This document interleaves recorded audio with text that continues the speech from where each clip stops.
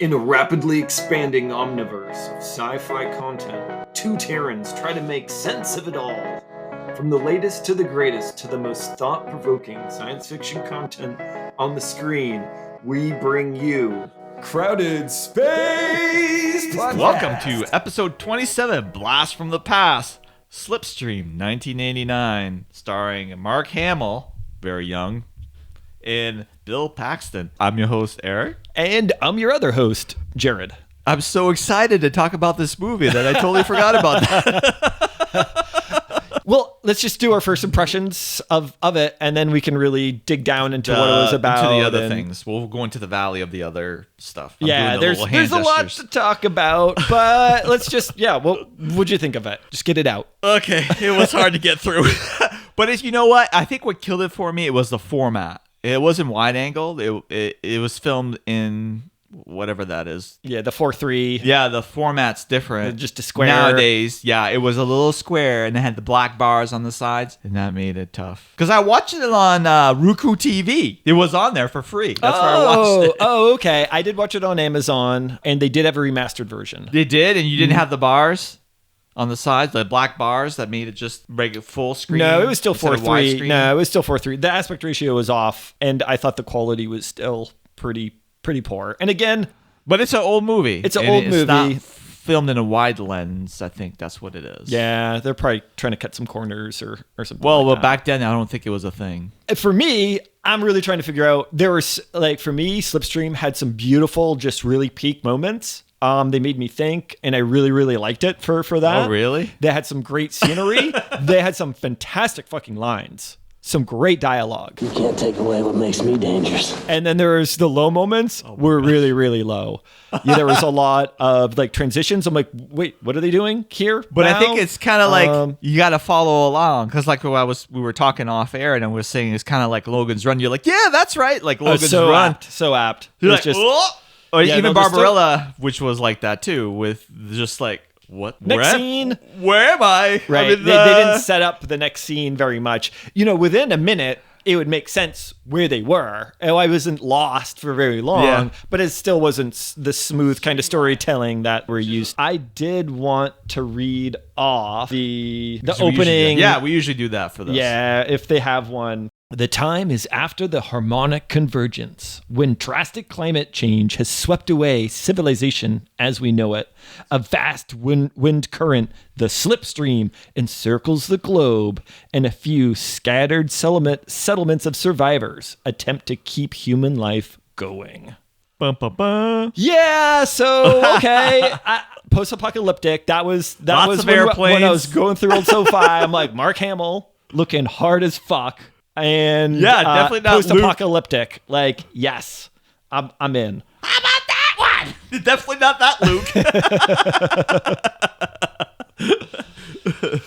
Really, what this story is all about is Mark Hamill is kind of like what's left over of a law force. Yeah, and he's like kind a bounty of hunter lawman. Yeah, bounty hunter lawman. More like a marshal, I think. Marshal, kind of religious fanatic in there as well. And he's got his partner Belinsky, and essentially it starts off with them taking a bounty, and then, on their way back to turn him in, essentially Bill Paxton's character. So Bill Paxton plays Matt Owens, which is kind of like a low-life scrounger who steals their bounty for his own. Yeah.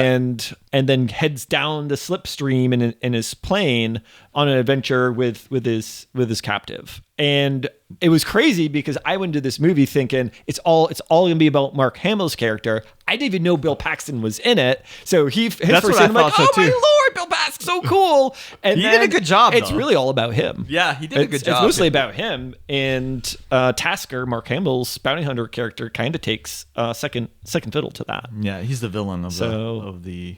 Yeah. Sort of the, yep. Which he wanted to play out of his typical, because it was like 5 years since he's. Yeah, I think this was 6 years since Return of the Jedi, and I think this is his first kind of big movie. And he looked good. He looked like, the bleached blonde kind of worked for him, and he was all cut and Yeah, had some really great scenes for sure. Time a piece of human trash is put under a rock pile, the world's a better place.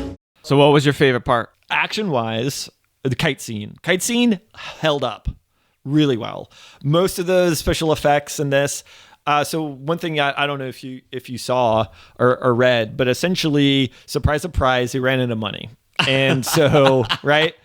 And so a lot of the action scenes that would have helped transition Were cut. they weren't even cut. There is no director's cut possible. They just never filmed it. So that's why it's so like all over the place. Right. Okay. Yeah, because there's a Now I know. scene where they're tracking Matt. They shoot a tracker in him. Yeah. I remember They're that. tracking him back to his home, Wherever they're taking play him. Hell's Kitchen or whatever. Oh boy. Run into his family members. Definitely Hell's Kitchen. And they the bounty hunter just wipe him out. But it goes from You don't even see. no. It just happens. Yeah, it just goes That's from right. They take cover with their guns, and the That's next right. scene they're burying stacking- him. stacking That's rocks. right. That's right. And again, hey, that if was you're the Hagrid from Harry Potter. Yeah. The actor from. Yeah. He was sitting in his own stew in Hell's Kitchen. There. So great. Because That's such a weird scene. He Is just- so yeah, gross. So gross. Yeah.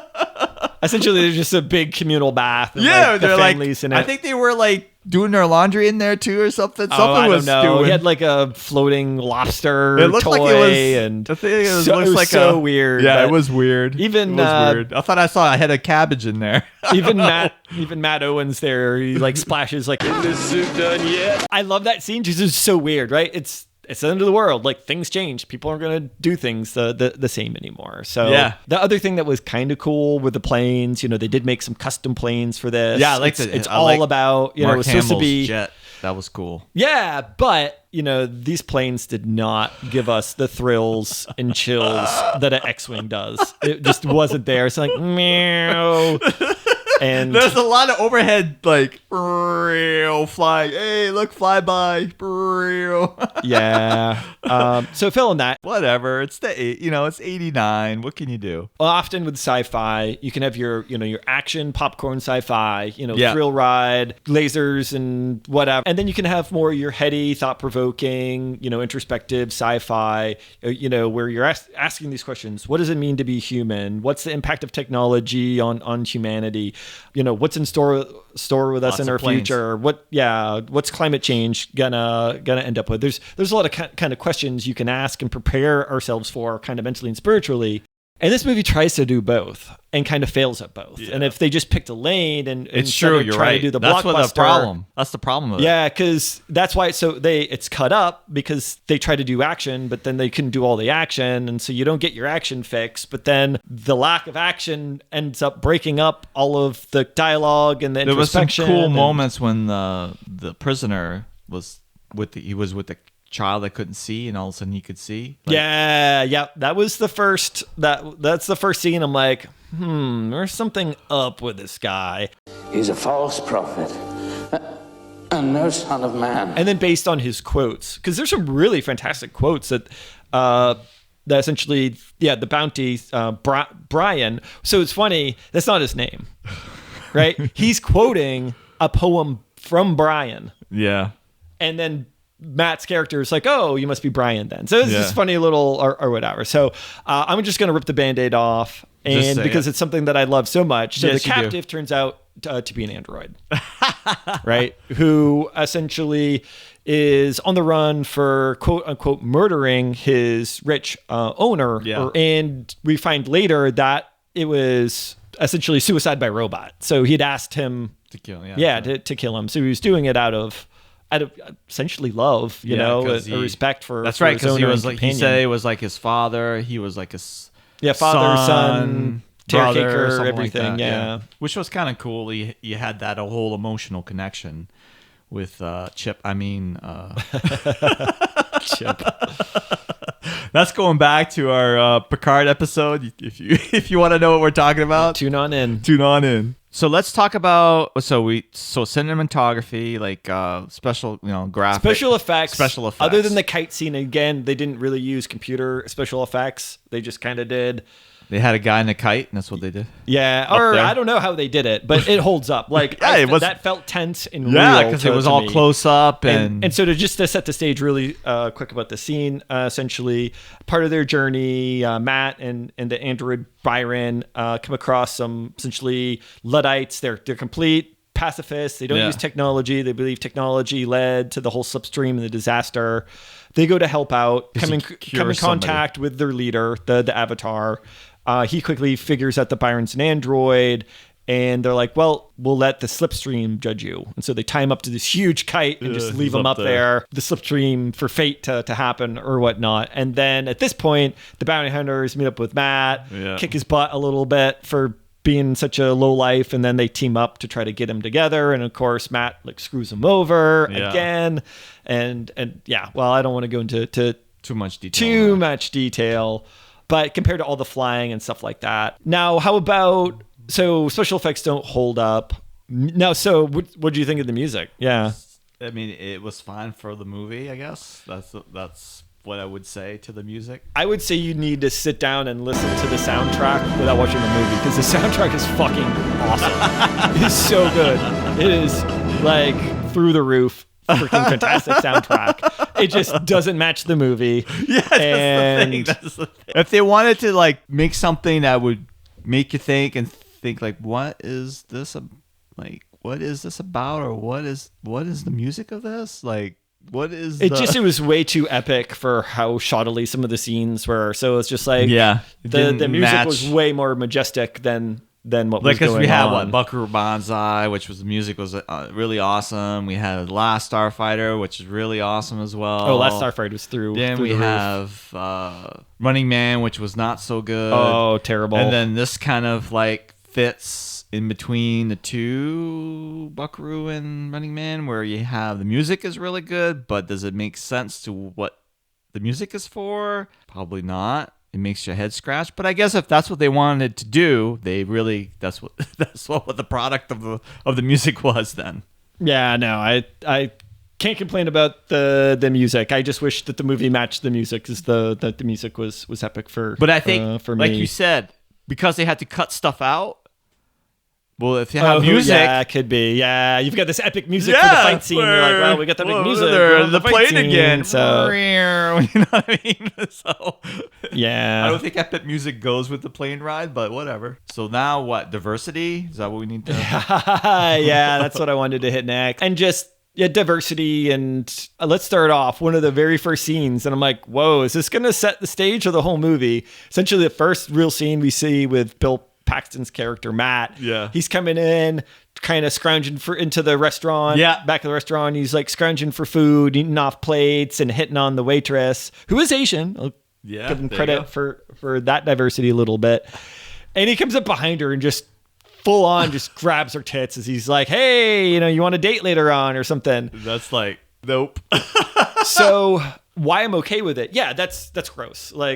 Yeah, they had a past. Maybe it was consensual. We don't really know that. I'm going to assume that it wasn't, because it was kind of groping gross just while she's at work. By today's standards, no. You don't do that. No. This is post-apocalyptic. He is a slime ball. He's the dirt of the earth. That is what a scumbag would do. Yeah, they wanted to show that. To show you how much of a scumbag he is. Right. Then you hit on Belitsky. Yeah, Belitsky. Yeah.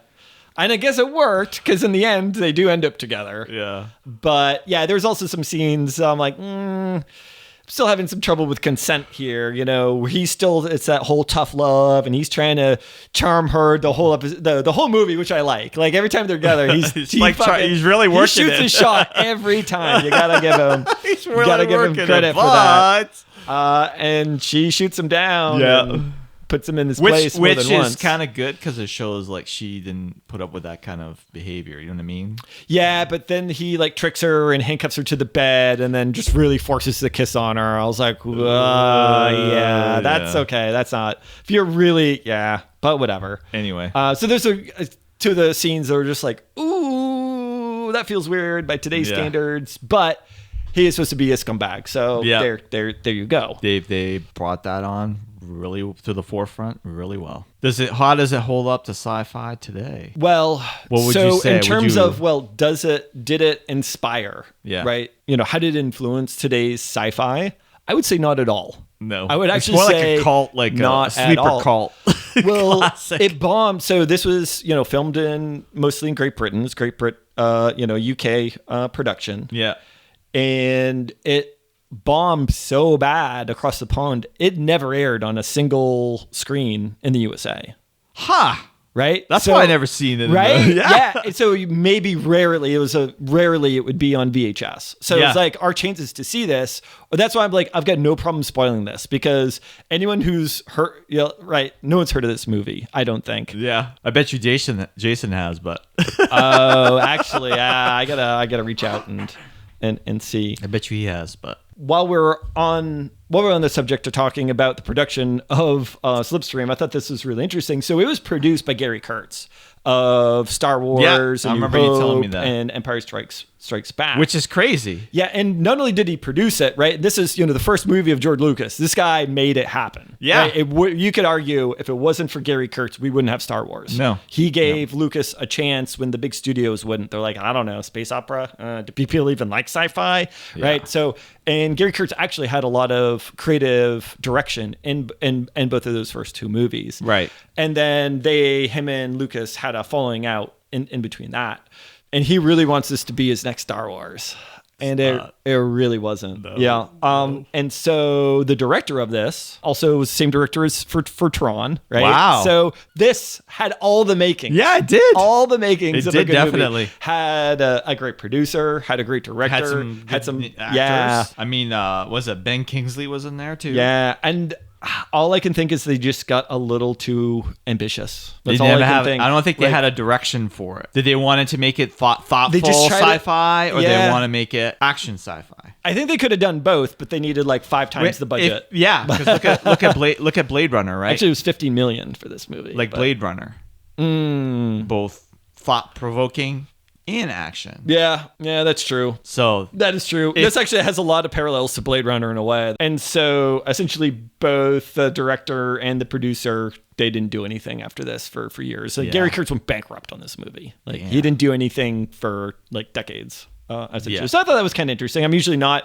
so interested in the story around it, but Slipstream is such, like, again, it's when you go and you buy all these top tier ingredients and you've got all these ideas and it just comes out like a hot mess. Yeah. Again, there's some great, like a great Hell's scenes. Kitchen stew pot. Yeah. Yeah. Oh, that scene. That scene was too much. There's a lot of dancing in it. That whole scene, about 10 minutes of dancing when they're dancing around and he's dancing and she's dancing. Right. And again, It's like a fill. I feel like it's a filler. Like, could have been. But It was a anyway. relatively short movie at 102 minutes.